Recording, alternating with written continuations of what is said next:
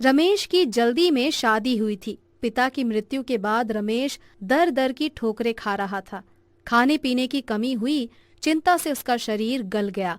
बड़ी मुश्किल से उसे एक अपार्टमेंट में वॉचमैन का काम मिला और जिंदगी की गाड़ी खिंचने लगी। रमेश, तू 30 साल का हो गया है। अरे घर में बहू आ जाती तो वंश आगे बढ़ता। क्या करूं माँ, मुझ जैसे गरीब और दुबले लड़के को कौन देगा लड़की। तू ये सपना देखना बंद ही कर दे। नहीं रे, दिल क्यों छोटा करता है। अच्छा एक बात बता, नुक्कड़ वाले ढाबे का मालिक लड़का ढूंढ रहा है। लड़की जरा सी मोटी है। ठीक है माँ, तुझे जो ठीक लगे, मुझे कोई एतराज नहीं है। रमेश की माँ के हाँ कहने के बाद ढाबे वाला अपनी लड़की मोहिनी से रमेश की शादी के बारे में बात करता है। पिताजी, मुझे तो बस ऐसा घर चाहिए कि चैन से रहूं और पेट भर के खाऊं। दोनों की शादी हो जाती है। शादी की रात, एक बात कहूं जी, मेरी सहेलियां कहती हैं तुम बिल्कुल चूहे के जैसे लगते हो मेरे साथ। हम दोनों का जोड़ा गणेश जी और उनके चूहे का है। ठीक ही कहती है, काफी रात हो गई है, सो जाओ। सुनो ना, मुझे भूख लगी है जी। पर कुछ देर पहले ही तो हमने खाना खाया था। खाना लेने जाऊंगा तो रिश्तेदार ताने मारेंगे। वैसे ही तुम्हारे मोटापे से हंस रहे हैं। क्या कहने, अरे खुद को देखो, लगता है सदियों से खाना नसीब नहीं हुआ है।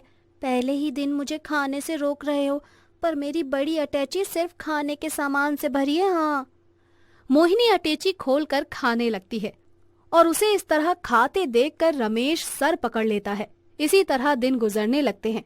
मोहिनी खाने के सिवा किसी चीज के बारे में कुछ नहीं सोचती। शादी के 5 साल गुजर जाते हैं। अरे बहू, मैं सत्संग में जा रही हूँ, पराठे बना दिए हैं, खा लेना तुम दोनों। अब तो भगवान ही दया करे तो घर में लल्ला आए। हाँ माँ जी, अपने बेटे को देखा है? अरे भगवान क्या करेंगे, ये सिकिया पहलवान तो एक चिड़िया भी ना पाए। हाँ नहीं तो। मोहिनी की बात सुनकर माँ कान बंद करके चली जाती है। हे भगवान, सुबह से केवल 4 आलू के पराठे ही खाए हैं। अरे 2 घंटे से कुछ नहीं खाया। ना जाने कैसे घर में शादी हो गई है हमारी। अरे भूख के मारे दम ही निकला जा रहा है। तभी रमेश की आवाज आती है। मोहिनी, माँ कह रही थी उसने जाने से पहले आलू के पराठे बना दिए हैं, पर यहाँ तो कुछ दिखाई नहीं दे रहा। जल्दी से मुझे नाश्ता दे दो, देर हो रही है। आय हाय हाय, अरे तुम्हारी माँ ने कोई 24-25 पराठे नहीं बनाए थे, मात्र 4 पराठे बनाए थे। मुझे भूख लगी थी, मैंने खा लिए। तुमने 4 पराठे खा लिए? तुम्हें पता है ना, कभी अपना शरीर देखा है? 70 किलो वेट है तुम्हारा। सुनो, मेरा मुंह मत खुलवाओ। किसी अपार्टमेंट के वॉचमैन हो, कोई अपार्टमेंट के मालिक नहीं हो। कोई सुख नहीं दे सकते तो कम से कम पेट भर खाना तो दे दो। रमेश बिना कुछ बोले खाली पेट ही घर से निकल जाता है और मन ही मन सोचने लगता है। किस्मत ने अच्छा बदला लिया, इसे खाने के सिवाय कुछ सोचता ही नहीं है। मुझे पता है आटा खत्म होने के कारण माँ ने सिर्फ 4 ही पराठे बनाए थे और खुद भूखी चली गई। रमेश के जाने के बाद माँ आती है। क्यों री, रमेश ने नाश्ता कर लिया? दिन प्रतिदिन दुबला होता जा रहा है मेरा बेटा। अरे उसका ध्यान रखा कर तू। अरे रहने दो बातें बनाना सासू माँ जी। इतना ख्याल होता मेरे बेचारे पति का तो ज्यादा पराठे बना के जाती। वो तो मेरी ही भूख ना शांत कर पाए तो उनको क्या देती। ना जाने कैसे घर में शादी हो गई है। अरे पेट भर खाना भी हराम हो गया है हमारा तो। अरे दोनों के लिए 2-2 बनाए तो थे बेटा। शर्म नहीं आती? अब क्या इस घर में मेरा खाना भी गिना जाएगा? अभी भी भूख से तड़प रही हूँ मैं। हाँ, हाथ जोड़ती हूँ, तेरा पेट भरना मेरे बस की बात नहीं है बहू। अरे मेरा बेटा बेचारा, उसके लिए कुछ बना देती हूँ मैं। अपार्टमेंट में लिफ्ट खराब हो जाने के कारण अपार्टमेंट में रहने वाली अजरा रमेश से मदद मांगती है। हेलो मिस्टर रमेश, क्या आप मेरी मदद कर सकते हैं? अरे रमेश, ये तुम हो? कॉलेज के बाद तुम्हारा पता ही नहीं चला। क्या बताऊं अजरा, फाइनल एग्जाम्स के पहले पिताजी चल बसे। उसके बाद परिवार की जिम्मेदारियों ने मुझे मौका ही नहीं दिया। और आंटी कैसी हैं?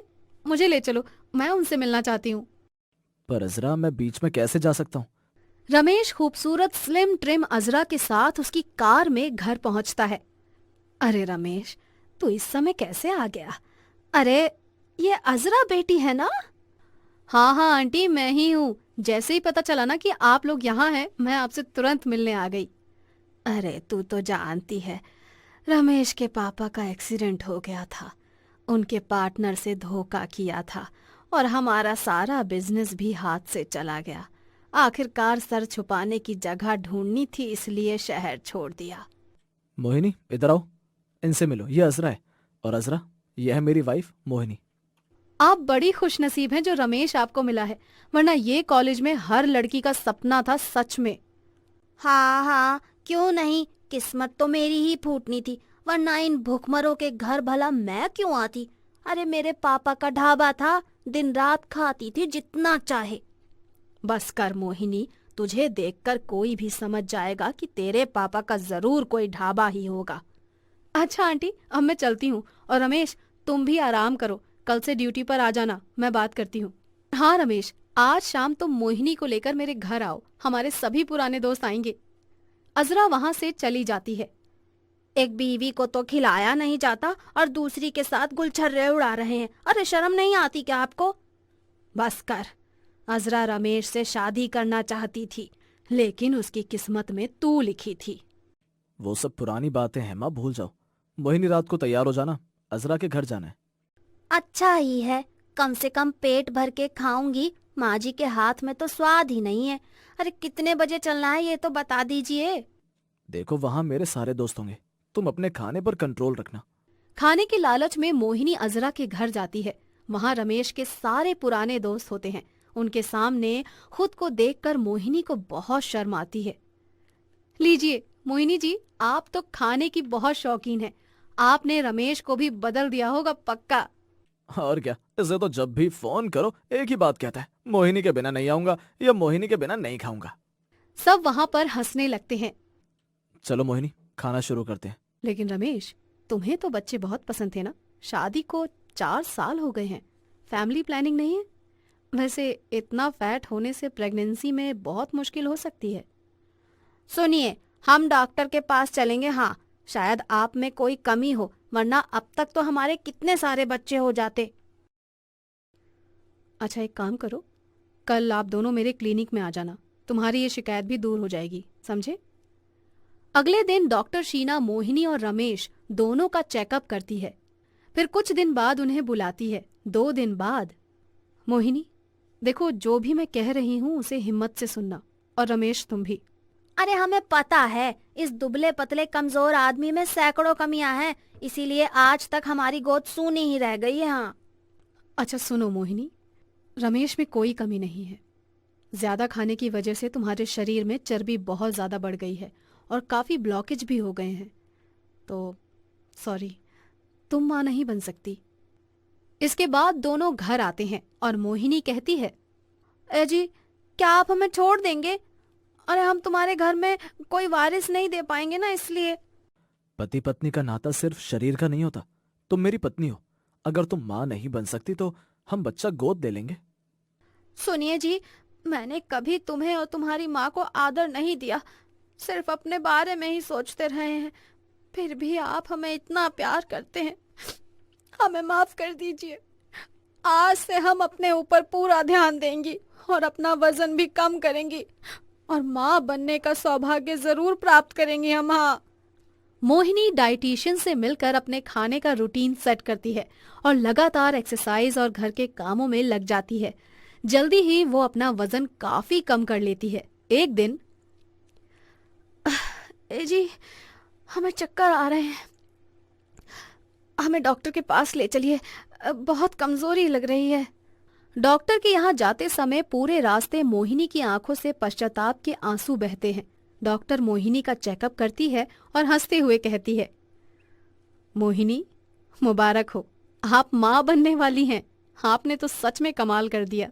दोनों खुशी खुशी ये सूचना माँ को देते हैं। समय आने पर मोहिनी को एक बेटा होता है, पर मोहिनी अपने वजन को कभी बढ़ने नहीं देती और पूरे घर की जिम्मेदारी खुशी खुशी संभाल लेती है। मोहिनी की देखभाल से रमेश की सेहत भी काफी अच्छी हो जाती है और सब कोई खुशी खुशी रहने लगते हैं।